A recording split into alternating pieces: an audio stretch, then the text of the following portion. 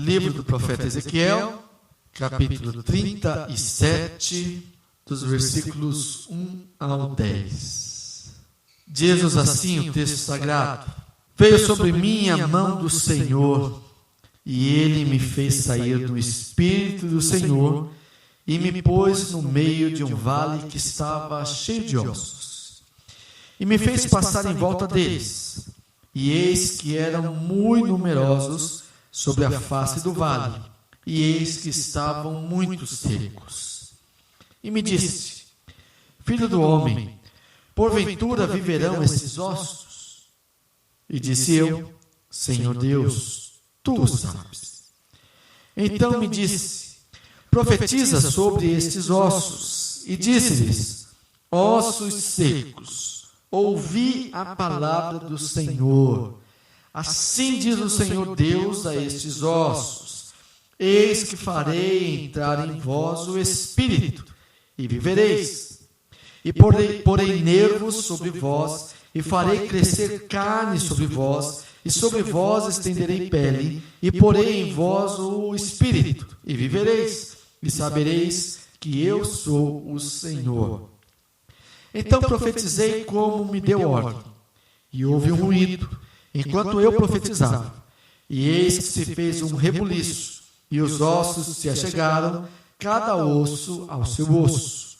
E olhei, e eis que vieram nervos sobre eles, e cresceu a carne, e estendeu-se a pele sobre eles por cima, mas não havia neles espírito. E ele me disse: Profetiza ao Espírito, profetiza, ó filho do homem, e dize ao Espírito: Assim diz o Senhor Deus: Vem dos quatro ventos, ó Espírito, e assopra sobre estes mortos, para que vivam.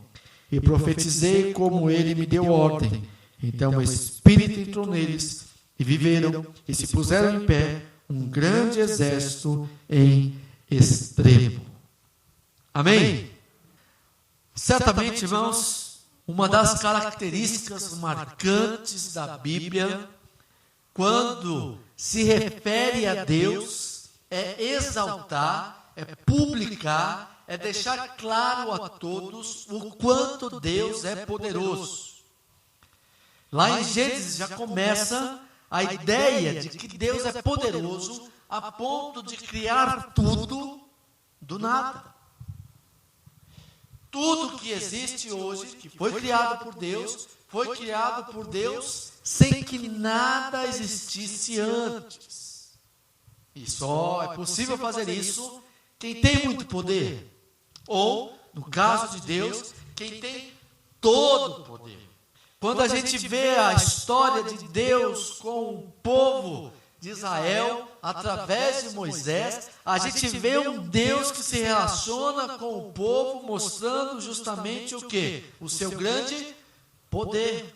Em situações mais à frente, através dos profetas, através de reis, Deus sempre manifestou o seu poder. Mas o poder de Deus jamais foi manifesto sem nenhum propósito, sem nenhum objetivo. Muito pelo contrário, Deus sempre tinha objetivos claros para manifestar o quanto Ele era poderoso. E sem dúvida alguma, o maior objetivo quando Deus mostrou o seu poder foi mostrar o seu poder associado ao poder de salvar, de dar vida, de dar esperança, de dar regozijo. Deus se torna então para nós, seres humanos, um contraponto entre aquilo que nós vivemos. Porque o mundo no qual nós vivemos só conduz à morte, à destruição, à perdição, à tristeza, à desesperança. O poder de Deus vai justamente no sentido contrário de tudo isso. O poder de Deus é sempre manifesto para a esperança, para poder, para a salvação, para a glória. Nunca no sentido contrário. Sempre para mostrar o seu poder de salvar. Foi assim com a criação do mundo, foi assim através de Noé, foi assim através de Abraão, foi assim através de Moisés, foi assim através dos profetas, foi assim através de Jesus. Lá em Romanos a Bíblia vai dizer que Deus foi quem usou do seu poder para ressuscitar Jesus. E o próprio Jesus tinha usufruído do poder de Deus para ressuscitar, por exemplo, Lázaro. Quem conhece a história há de se lembrar que Jesus chega no meio daquela multidão e todos estavam muito entristecidos mesmo por causa de Lázaro. E já havia 4 dias que Lázaro já havia morrido. E Jesus ora assim: Senhor, me ouve. Eu sei que o Senhor sempre me ouve, mas estou falando dessa maneira para que quem está me ouvindo saiba que o poder que vai ocorrer aqui, em outras palavras, mas saibam que eu sou aquele que o Senhor mesmo enviou. E aí Jesus diz para Lázaro, sai, e Lázaro sai. Aqui em Ezequiel, que é um dos profetas, dos grandes profetas de Deus, Deus mais uma vez mostra as duas situações: o seu poder, manifestação do seu poder, mas o seu poder associado à salvação. Na visão do vale de ossos sequíssimos, muito secos. Todos aqui, ou praticamente todos, conhecem a história, nós acabamos de ler, já ouvi em outras ocasiões, que Deus dá ordem ao profeta, depois de ver aquela visão tenebrosa. Não sei se você já viu fotos na internet, isso é fácil de se encontrar, do holocausto, que foi a dizimação dos judeus na Europa por conta do nazismo. Valas e valas imensas, cheias de ossos. Essa foi a visão, praticamente, que Ezequiel teve. Uma visão desoladora, entristecedora, desconfortável, sem esperança. Mas Deus disse para ele: você não vai olhar para esses ossos simplesmente como ossos. Você vai profetizar, porque eu vou dar a esses ossos nervos, carne, pele e, por fim, espírito. Quando Jesus vem ao mundo, a sua proposta é a mesma de Deus. É de mostrar o seu poder, mas mostrar o seu poder para a salvação. Quando Jesus vai ao encontro do corpo de Lázaro, encontra-se primeiro com as suas irmãs, primeiro com Marta, e Jesus sentencia para ela a seguinte expressão: eu sou a ressurreição e a vida. Aquele que crê em mim, ainda que esteja morto, viverá.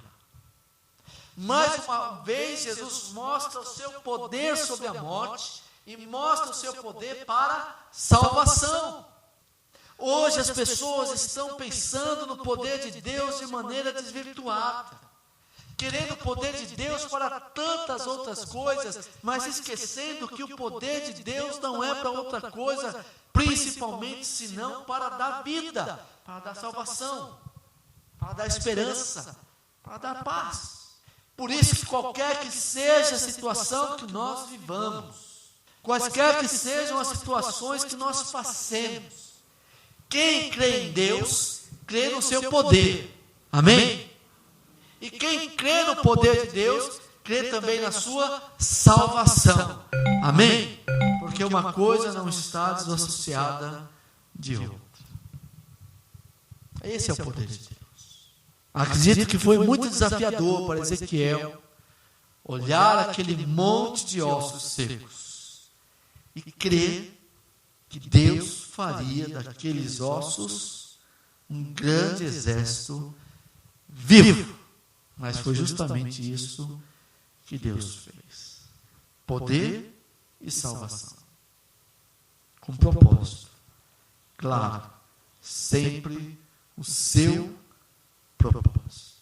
Como eu disse aqui no começo do culto, a propósito da irmã Janete, eu disse isso lá aos familiares, mas Janete está viva, pode estar respirando com auxílio de aparelhos, pode estar numa situação delicada, mas ela está viva.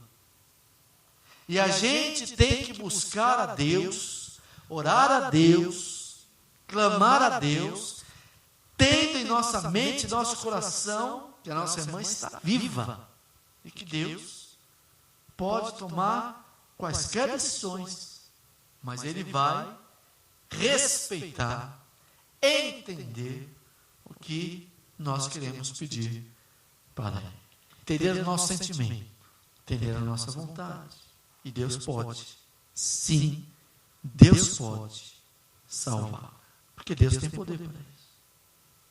Mas não é porque Deus pode que Deus vai fazer.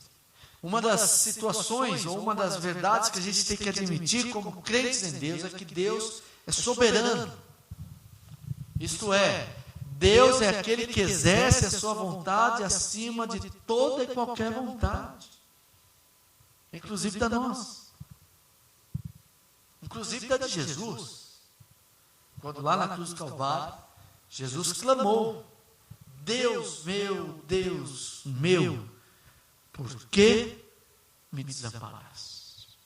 Naquele instante, a humanidade de Jesus estava por completa lá, e a soberania de Deus foi tamanha de dizer: inclusive o meu filho vai morrer. E morreu. Mas esse mesmo Deus, 3 dias depois, o ressuscita dentre os mortos. E isso vai acontecer com todos os crentes. Não ressuscitar no sentido de voltarmos a viver nesse mundo, sujeitos novamente a tristezas, a enfermidade, a dores, a desilusões, mas ressuscitar agora sim para a eternidade com Cristo.